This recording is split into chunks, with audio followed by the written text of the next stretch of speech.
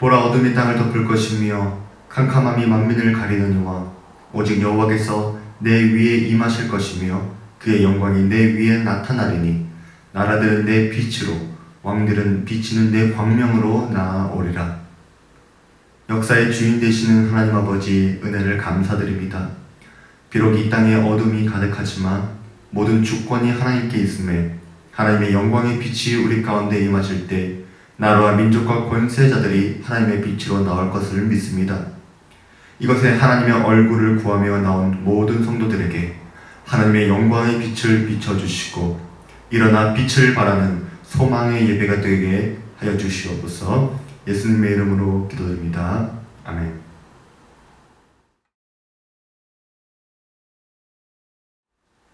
주안교회 온라인 예배에 오신 분들을 주의 이름으로 환영합니다. 우리 주안교회는 현재 모든 예배를 온라인으로 예배를 드리고 있습니다. 유튜브에서 주안침례교회를 검색하시거나 교회 홈페이지를 검색하시면 예배에 참여하실 수가 있습니다. 현재는 코로나 거리두기 강화 기간입니다. 하지만 이 강화 기간이 끝난 뒤에 대면 예배로 만나게 될 것을 서로 사모하며 기다리기를 바랍니다. 이후 비대면 예배가 다시 시작하게 될 때에 온라인 예배와 함께 주일 1부, 2부 예배를 녹화 중계할 예정입니다. 온라인 예배 준비 인원으로는 최대 20명까지 가능합니다. 그래서 기도자, 헌금위원, 안내, 특성 등으로 참여하실 분들은 목자분들에게 이야기를 해주시면 감사하겠습니다.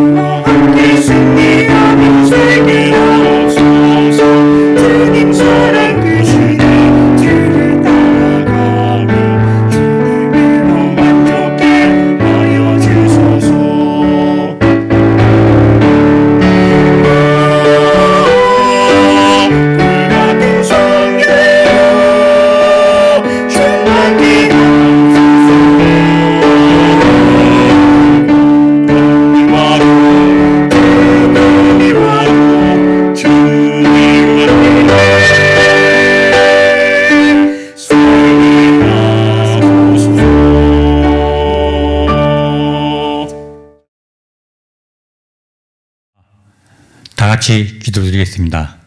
전지전능하신 하나님, 긴 장마와 태풍과 무더운 여름이 지나가고 가을이 오듯이 코로나도 지나가고 다시 송년회에서 모여 대면 예배 드릴 날이 속히 오길 소원하며 기도드립니다. 너희가 사람의 미혹을 받지 않도록 주의하라. 많은 사람이 내 이름으로 와서 이르되 나는 그리스도라 하여 많은 사람을 미혹하리라. 난리와 난리 소문을 듣겠으나 너희는 삼가 두려워하지 말라. 이런 일이 있어야 하되 아직 끝은 아니니라.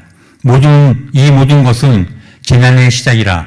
그때에 사람들이 너희를 환난에 넘겨주겠으며 너희를 죽이리니 너희가 내 이름 때문에 모든 민족에게 미움을 받으리라. 그때에 많은 사람이 실족하게 되어 서로 잡아주고 서로 미워하겠으며 거짓 선지자가 많이 일어나 많은 사람을 미혹하게 했으며 불법이 성함으로 많은 사람이 식어지리라.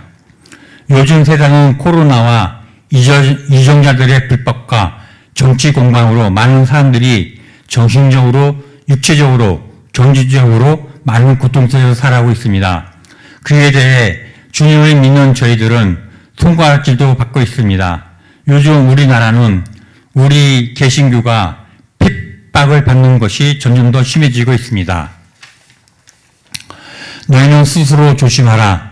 사람들이 너희를 공회에 넘겨주겠고 너희를 회당에서 매질하겠으며 나로 말미암아 너희가 권력자들과 이민들 앞에 서리니 이는 그들에게 증거가 되려 함이라.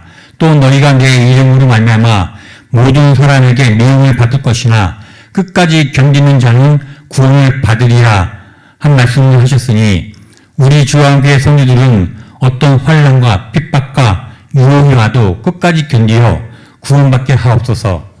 우리 교회가 옥골에서 출애굽하여 일곱 성전 광야에 들어와서 가나안 땅 성전에 들어가기까지 몇 년을 광야 생활을 해야 합니다. 우리 성도들이 이스라엘 백성들처럼 광야에서 어려움이 있을 때마다 애굽으로 돌아가자, 물을 달라, 고기를 달라 등의 불만 불평을 늘어놓고 우상을 만들어 하나님을 노하게 하여 단 한 명도 가나안 땅에 못 들어간 것을 교훈 삼아 모든 성도들이 새 성전 건축에 참여하여 단 한 명도 낙오되지 않고 더욱 부흥하여 새 성전에 입성하게 도와주시옵소서. 오늘도 주님 홀로 영광 받으시오며 예수님의 이름으로 감사하며 기도드렸습니다. 아멘. 하박국 1장. 선지자 하박국이 묵시로 받은 경고라. 여호와여, 내가 부르짖어도 주께서 듣지 아니하시니 어느 때까지리까? 내가 강포로 말미암아 외쳐도 주께서 구원하지 아니하시나이다. 어찌하여 내게 죄악을 보게 하시며 패역을 눈으로 보게 하시나이까? 겁탈과 강포가 내 앞에 있고 변론과 분쟁이 일어났나이다.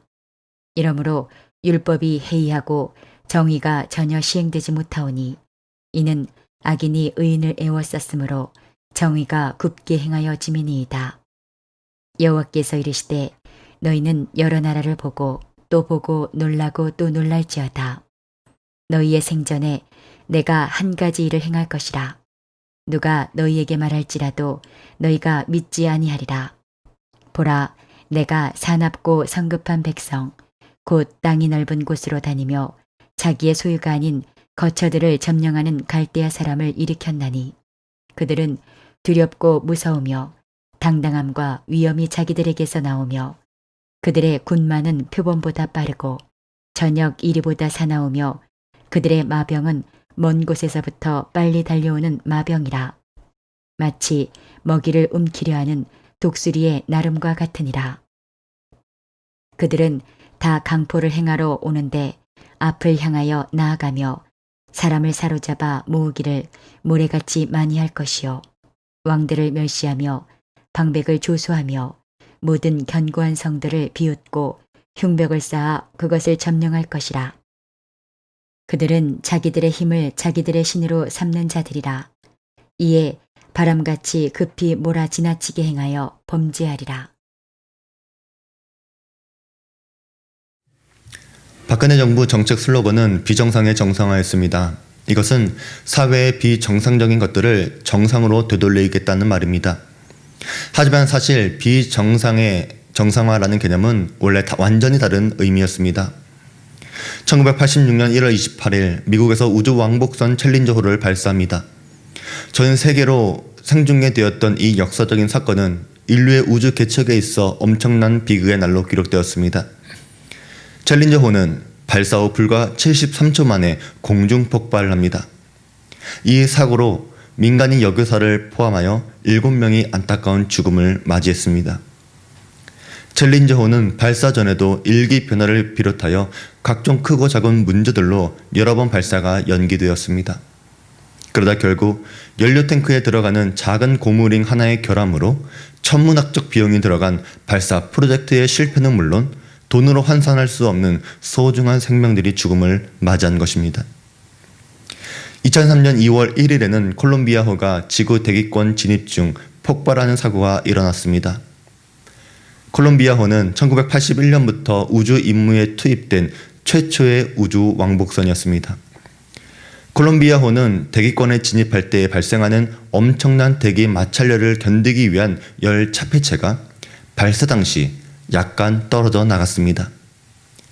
그럼에도 불구하고 무사히 우주 궤도에 올랐고 맡은 바 임무도 훌륭히 수행했습니다. 하지만 결국 대기권에 재진입할 때에 이 부분이 대기 마찰열을 이기지 못했고 결국 폭발로 이어지게 된 것입니다. 사실 이 두 사고는 조금만 신경 썼더라면 막을 수도 있었을 것이라는 게 전문가들의 의견입니다.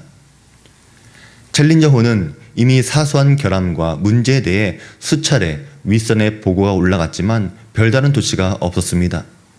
특히 결정적 원인이 되었던 고무링의 경우는 그 이전에도 날씨가 추워지면 굳어버리는 경우가 종종 있었지만 별다른 문제 없이 발사를 성공시킨 경험이 있었기 때문입니다. 그러다 보니 고무링이 굳어서 문제가 될 수도 있다는 보고에 그거 원래 그런 거야 라면서 넘어가 버린 것입니다. 바로 추운 날씨에 굳어지는 비정상적인 상태를 전에도 그랬고 문제가 없었으니 그것이 정상이다라고 생각한 것입니다.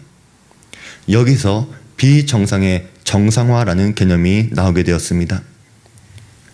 콜롬비아호 역시 발사 때 열차 폐체가 일부 손상된 걸 확인했지만 손상 범위가 작았고 그 뒤에도 별다른 문제가 없었기 때문에 정상적인 것으로 판단해 버린 게 큰 사고로 이어졌습니다. 이렇게 비정상의 정상화란 비정상적인 상태가 일상적으로 반복되다 보니 그것을 오히려 정상으로 인식하는 것에 대한 위험성을 경고하는 개념입니다.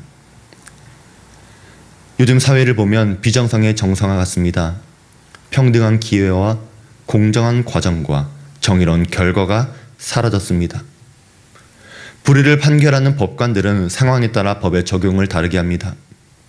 피해자들이 가해자를 옹호하는 비정상적인 일들이 일어납니다. 비윤리적인 성적 취향을 정상으로 바꾸려고 합니다. 정의가 굽어지고 법은 해이해졌습니다. 마트나 카페에서 확진자가 발생하면 그것을 방역하고 계속 이용할 수 있지만 몇몇 교회에서 발생한 확진자 때문에 한국 교회 전체 문을 닫으며 차별합니다. 세상에서 교회 가지 말라고 하니까 성도들도 교회에 오지 않는 것을 당연하게 생각합니다. 참 이상한 세상입니다. 그런 세상을 보니까 우울해집니다. 선지자들은 보는 사람들입니다. 현실에서 옳다 그르다를 판단하는 게 아니라 이런 상황으로 몰고 가는 구조적인 문제를 보는 사람들입니다. 진보냐 보수냐 좌파냐 우파냐 이것은 우리의 답이 아닙니다. 지난 역사에서 정권 교체가 있었지만 국민들에게 답을 주지 못했습니다. 그래서 그리스도인들은 세상에서 정치에서 답을 찾는 게 아닙니다. 우리는 하나님으로부터 답을 구하는 것입니다. 세상의 모순된 구조에 대해 우리는 하나님께 물어야 합니다. 이 질문이 하박국 선지자로부터 시작합니다. 하나님, 왜 세상이 이 지경입니까? 하나님이 살아계시다면 이런 일이 있을 수 없습니다. 불의한 일을 가만히 내버려둬서는 안 됩니다. 라고 이야기합니다. 하박국의 이름의 뜻은 씨름하다입니다. 그래서 하박국은 불의한 현실에 대해 하나님과 씨름합니다. 매달리며 기도합니다. 하박국이 쓰여진 때는 바벨론이 새로운 강국으로 떠오르던 때였습니다. 바벨론 제국의 등장으로 남유다는 큰 어려움을 겪게 될 것입니다. 그러면 유다 사람들은 깨어나 바벨론의 공격을 대비해야 합니다. 남유다가 아수르에 포위되었을 때 이사야 선지자와 요시야 왕을 통해 종교 개혁을 하고 우상을 제거하고 예배를 바로 세웠습니다. 그렇게 하고 나니까 하나님의 큰 은혜 가운데 유다가 살아남았습니다. 그런데 요시야 왕이 죽고 여호야김이 왕이 되었을 때 다시 왕과 백성들은 우상을 숭배했으며 폭력으로 약자들을 짓밟았고 사치스럽고 악을 행했습니다. 그래서 하나님은 선지자 하박국에게 묵시로 경고하셨습니다. 경고는 보통 이방 나라를 향할 때 쓰였던 단어입니다. 그런데 여기서 하나님은 이스라엘의 내부의 부패를 향해 무섭게 경고하십니다. 하박국이 여호와여 내가 부르짖어도 주께서 듣지 아니하시니 어느 때까지리이까? 내가 강포로 말미암아 외쳐도 주께서 구원하지 아니하시나이다 기도했습니다. 성경에서 하나님은 부르짖음을 들으시는 하나님이십니다. 애굽에서 노예 생활을 하던 이스라엘 백성들의 고통의 소리를 들으셨던 하나님이셨고 아브라함에게 버림받은 하갈과 이스마엘이 광야에서 울부짖을 때 하나님은 그 아이의 눈물과 소리를 들으셨습니다. 그런데 하박국이 부르짖으며 기도해도 하나님이 듣지 않으신 것 같습니다. 이것이 우리의 답답함이기도 합니다. 불합리한 국가의 차별과 관리들의 부패, 생활의 어려움과 신앙을 저버린 사람들에 대해 하나님께 소리쳐 부르짖었지만 아무 일도 생기지 않는 것 같습니다. 거룩하신 하나님께서 교회와 성도들에게 어려움을 허락하신 이유를 모르겠습니다. 강포, 하마스라는 이 단어는 이웃에게 행하는 폭력입니다. 우리 현실에도 이런 하마스가 얼마나 많습니까? 지금 우리 사회엔 약자들에 대한 존중이 없습니다. 내가 힘이 있고 돈이 있으면 약자들에게 함부로 대합니다. 약자들은 생존이 걸려있기 때문에 저항을 못합니다. 이것을 영어로 뭐라고 하는지 아세요? 갑질. 다른 나라에도 이런 현상이 없는 것은 아닌데 한국에만 있는 유별난 현상을 번역하는 영어 단어가 없기 때문에 갑질이라는 말을 외국에서도 사용합니다. 그런데 하나님은 인간을 만드실 때에 서로에게 속한 존재로 지으셨습니다. 하나님이 하와를 만드실 때 아담을 재우시고 아담의 갈비뼈로 하와를 만드셨는데 이것은 서로에게 속했다라고 하는 의미입니다. 그래서 내가 제대로 살려면 상대도 행복해야 합니다. 그런데 하마스, 갑질은 내가 행복하려고 남에게 폭력을 행사하는 것입니다. 이것은 서로를 사랑하라고 하는 하나님의 창조 질서를 위배하는 것입니다. 하박국의 눈에는 죄악이 보입니다. 폐역이 보이고 겁탈과 강포와 변론과 분쟁이 일어납니다. 보지 않았으면 몰랐겠지만 선지자는 억압과 폭력의 구조적인 문제가 보이니까 괴로운 것입니다. 우리의 사회적인 구조를 보아도 법은 강자들을 위한 법처럼 보입니다. 법이 필요한 약자들에게 법이 힘이 되지 못합니다. 법을 사용할 힘이 없습니다. 분쟁이 벌어졌는데 가해자는 사라졌고 피해자들이 분쟁이 일어납니다. 이것이 비정상의 정상화입니다. 이것을 하박국은 율법이 해이하고 정의가 전혀 시행되지 못하다고 말하는 것입니다. 악인이 의인을 애워싸고 정의를 굽어놓았기 때문입니다. 원래 하나님의 율법은 가난하고 소외된 이웃을 배려하는 것입니다. 이 율법이 지켜지면 생명도 지켜집니다. 그런데 이 율법이 해이해져서 작동하지 않습니다. 의인들이 길을 펴지 못합니다. 악인들이 교회와 성도들을 애워싸자 성도들은 위축되었습니다. 이런 현실을 보니까 하박국은 거룩한 분노가 일어나는 것입니다. 하나님의 말씀이 왜곡되어진 상황에 대해 분노하는 것입니다. 오늘날 교회들이 잃어버린 것은 불의에 대한 분노입니다. 우리끼리만 잘 살면 된다라고 하는 생각 때문에 불의한 일들을 눈감았습니다. 그러다 교회 안에서 문제가 생기니까 교회가 힘을 잃었고 세상은 교회를 스스로 정화하지 못하는 집단으로 보고 있습니다. 그런데 드디어 하나님의 하박국의 부르짖음에 하나님이 응답하십니다. 5절부터 11절의 내용이 하나님의 응답입니다. 그런데 하나님의 응답은 뜻밖이었습니다. 하박국이 기도할 때에는 아마도 하나님이 유다 백성을 매로 치셔도 다시 크게 회복하고 부흥될 것을 기대했을 것입니다. 거룩한 개혁이 일어나 회개하기를 원했을 것입니다. 그런데 하나님은 갈대아 사람, 바벨론을 일으켜 유다의 불의와 폭력을 심판하겠다는 것입니다. 갈대아 사람들은 정의롭지 않습니다. 저들은 악한 사람들입니다. 이 일을 하나님이 하신다니까 사람들은 보고 또 보고 놀라고 또 놀라며 말해도 믿지 못하는 것입니다.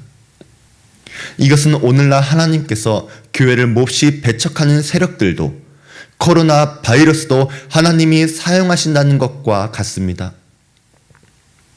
존 파이퍼 목사님은 이렇게 말씀하셨습니다. 코로나19 상황에서 하나님이 10억 가지 일을 하고 계시다는 것은 분명한 사실이다. 다만 그 일의 99.9%가 우리에게 알려지지 않았을 뿐이다. 지구온난화 때문에 기상이변이 일어나고 세계 경제는 천문학적인 피해를 입었습니다. 지구 곳곳에 코로나 바이러스와 태풍과 홍수와 가뭄과 산불이 일어났습니다. 중국에서 일어난 홍수로 세계 최대 댐이 붕괴 위기까지 갔으며 이 빗물이 서해까지 영향을 주어서 제주 주변 해역에 저염분수가 유입되었고 바다 생물이 폐사에 이르렀습니다. 그런데 코로나로 전 세계가 멈추자 자연이 스스로 회복하기 시작했습니다. 인도와 중국과 뉴욕의 대기 오염 지수가 줄었고 베네치아의 물이 맑아져 물고기가 돌아왔고 멸종 위기의 동물들이 증가했습니다. 연달아 올라온 태풍은 급격한 기압 하강과 바람으로 바닷물을 상층과 하층을 뒤섞었고 그 결과 수온이 내려갔고 저염분수가 소멸되었습니다. 자연재해로 인한 경제적인 피해가 매우 크지만 지구가 회복되는 가치와는 비교할 수 없습니다. 이 세상에는 궁극적으로 하나님의 지배를 받지 않는 힘은 존재하지 않습니다.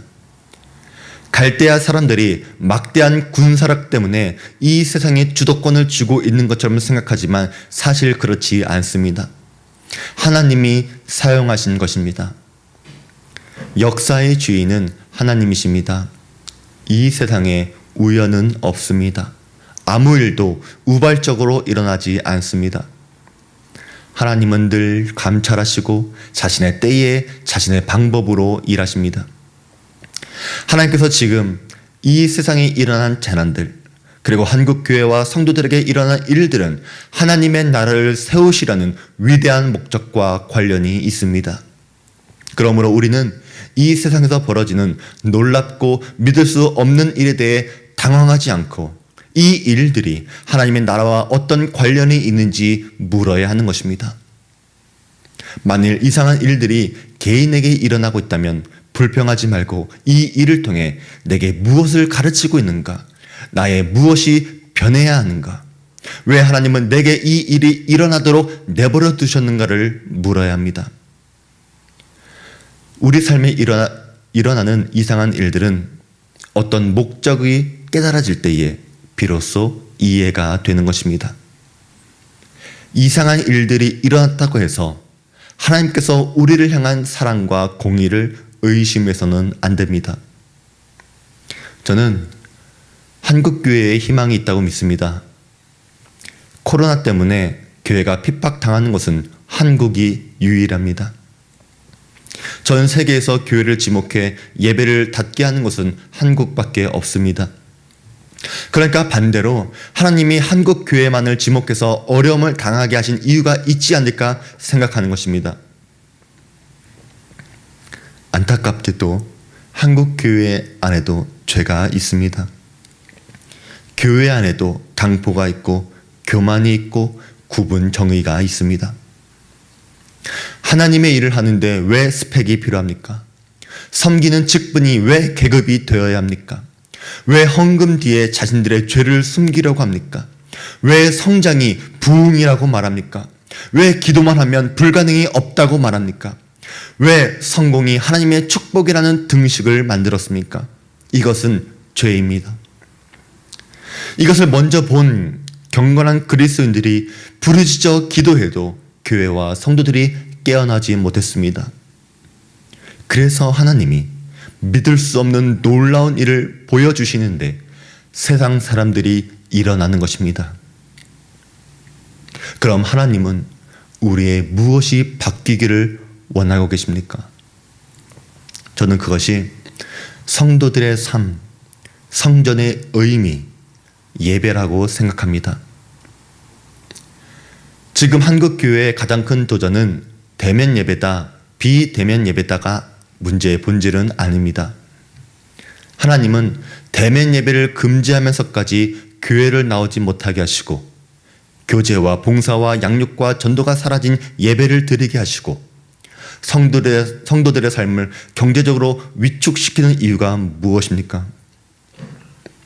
여러분, 이것은 사탄이 예수님을 유혹한 세 가지 시험이기도 했습니다. 40일 금식한 예수님께 사탄은 내가 만일 하나님의 아들이거든 돌을 떡으로 바꾸라고 시험합니다. 세상은 수개월간 경제적인 어려움을 당하는 그리스도인들에게 이렇게 어려울 때는 떡을 구하라고 유혹합니다. 돈을 구하고 직장을 지키고 배를 채우라고 말합니다. 모두가 힘들어할 때에, 모두가 굶주릴 때에 너가 배가 부른다면 그것이 하나님의 아들인 것을 증명할 수 있다고 말합니다. 그때 예수님은 사람이 떡으로만 살 것이 아니요 하나님의 입으로부터 나오는 모든 말씀으로 살 것이라고 그 시험을 이기십니다. 혹시 지금 우리 성도들에게도 배고픔을 채우려는 유혹은 없으십니까? 그러자 사탄은 예수님을 거룩한 성전 꼭대기에 세웁니다. 성전에서 뛰어내려도 하나님의 아들이면 천사가 손으로 받들어 발이 돌에 부딪히지 않게 할 것이라. 마치 성전에서 떨어져도 문제가 없다고 말하는 것 같습니다. 내가 그리스도인이라면 교회를 나가지 않아도 하나님이 언제나 너를 지키고 보호하시고 절대로 망하지 않게 하실 것이다 라고 말하는 것 같습니다. 그때 예수님은 이렇게 대답하십니다. 주 너의 하나님을 시험하지 말라. 하나님을 시험하는 것은 하나님을 올바르게 대접하는 것이 아니기 때문입니다. 그 누구도 하나님을 시험할 수 없습니다. 하나님이 행하시는 일들로 하나님을 생각해서는 안 됩니다. 높은 곳에서 떨어지면 하나님의 아들이라고 다치지 않는 것이 아니라 다칠 수 있습니다. 뼈가 부러질 수도 있습니다. 그러나 그것이 예수가 하나님의 아들이 아닌 게 아닙니다. 하나님이 그리스도인을 사랑하지 않는 것이 아닙니다. 그러니까 우리는 성전에서 떨어져도 괜찮을까라고 생각하는 것 그 자체가 잘못된 질문이라는 것을 알아야 합니다. 세 번째는 사탄은 예배를 시험합니다. 사탄은 예배가 무엇인지 알았습니다. 그래서 하나님께 돌아가야 할 예배를 자신이 빼앗으려고 합니다. 사탄은 자기가 예배를 받을 수 있다면 천하 만국과 그 영광까지도 줄 수 있습니다. 이것이 예배의 무게입니다. 그러나 성경은 주 너의 하나님께 경배하고 다만 그를 섬기라고 말합니다. 하나님께 드리는 예배는 무엇과도 바꿀 수 없습니다.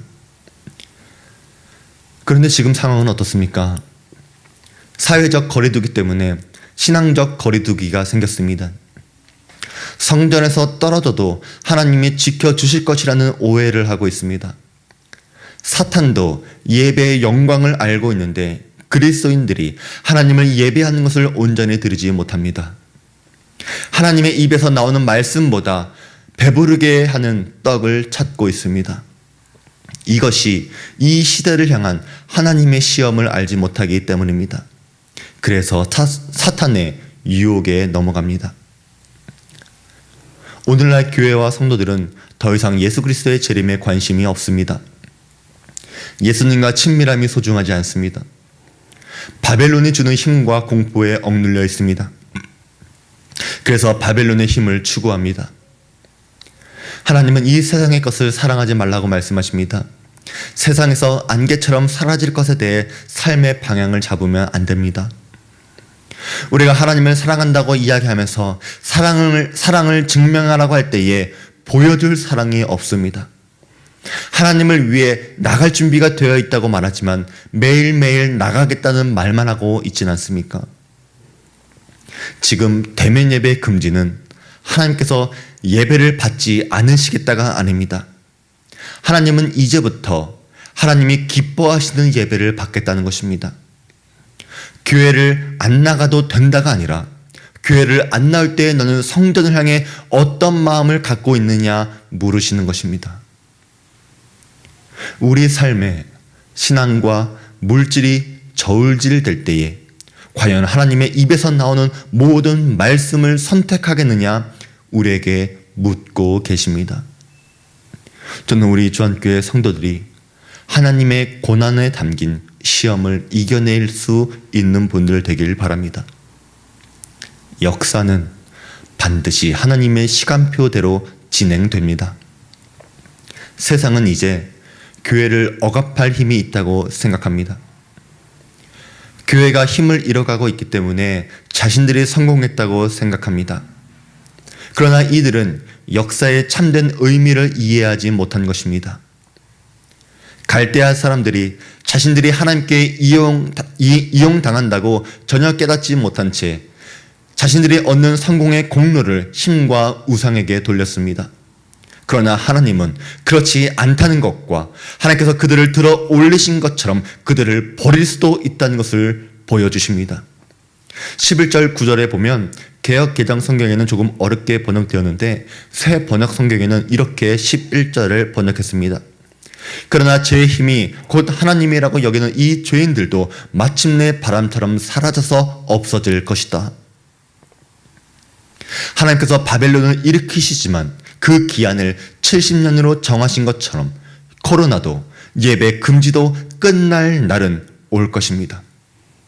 모든 것은 기한이 있고 때가 있습니다. 하나님은 이스라엘의 죄를 심판하기 위해 바벨론을 사용하시지만 하나님은 바벨론의 교만도 심판하실 것입니다. 저는 우리 주안교회 성도들이 이러한 역사 의식이 있기를 바랍니다. 우리는 사회의 불의를 보고 분노가 생기고 울분이 생깁니다. 그러나 세상을 향한 거룩한 분노가 이젠 우리에게도 향해야 합니다. 내 속에 있는 강포와 죄악에 대해 분노가 생겨야 합니다. 내 가정이 여전히 하나님을 떠나 있는 것에 대해 울분을 느껴야 합니다. 정의가 굽은 세상을 바꿔달라고 기도하지만 내 속에 하나님의 정의가 굽은 것을 회개해야 합니다.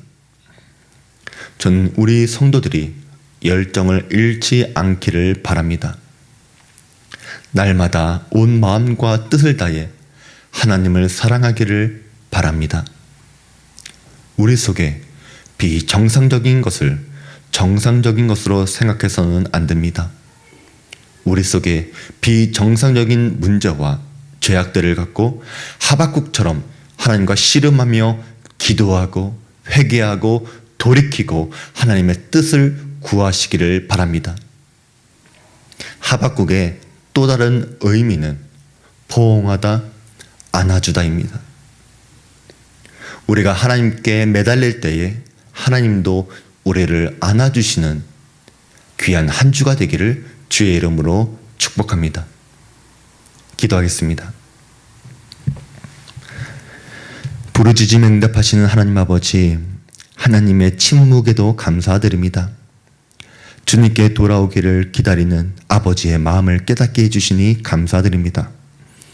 이 땅에 정의가 굽고 폭력이 가득하다 할지라도 이는 하나님의 뜻이 아니며 하나님은 심판하는 분임을 깨닫게 하여 주시옵소서. 그리스도인들도 세상에 실망하며 세상의 길을 따라가려고 할 때에 갈대아 사람들을 통해서 그 길을 막아주심도 감사드립니다. 우리가 하박국을 통하여 우리의 길을 점검하게 하시고 뜻을 돌이켜 하나님의 나라와 의를 위해 살게 하여 주시옵소서. 현실에 실망하기보다 더 높은 하나님을 바라보게 하시고 하나님의 마음을 알아 예수 그리스도와 몸된 교회를 더욱 사랑하는 주한교회 성도 되게 하여 주시옵소서. 이제는 우리 구주 예수 그리스도의 은혜와 지극히 크신 하나님의 사랑하심과 성령 하나님의 감동감화 내주 위로 교통하심의 은혜가 우리 삶의 비정상을 향해 거룩한 분노의 마음을 갖고 하나님과 씨름하며 하나님께 안기길 원하는 모든 성도들과 저들의 가정과 직장과 사업에 지금부터 영원히 함께 있을지어다. 아멘. 보소서 주님, 나의 마음은 선한 것 하나 없습니다. 그러나 내 모든 것 주께 드립니다. 사랑으로 안으시고 날 새롭게 하소서. 보소서 주님, 나의 마음은 선한 것 하나 없습니다. 그러나 내 모든 것 주께 드립니다. 사랑으로 안으시고 날 새롭게 하소서. 주님 마음 내게 주소서. 내 아버지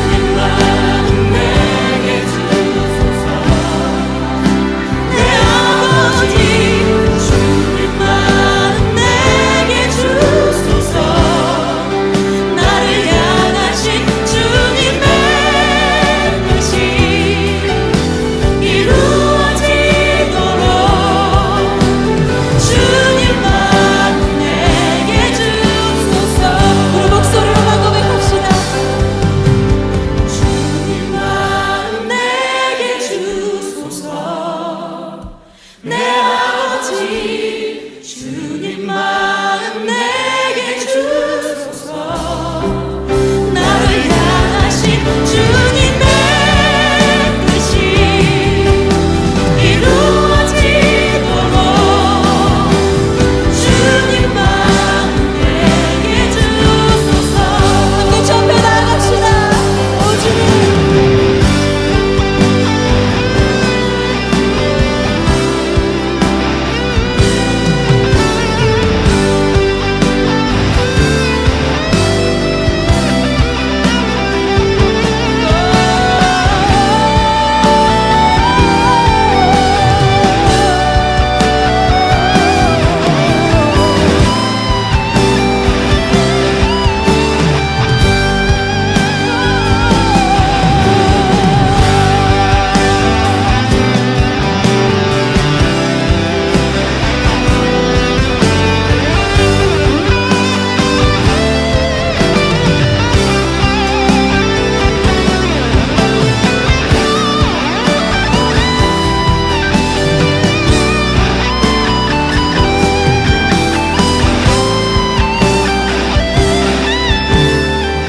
여러분 목소리로 고백하면 좋겠습니다. 주님 마음 내게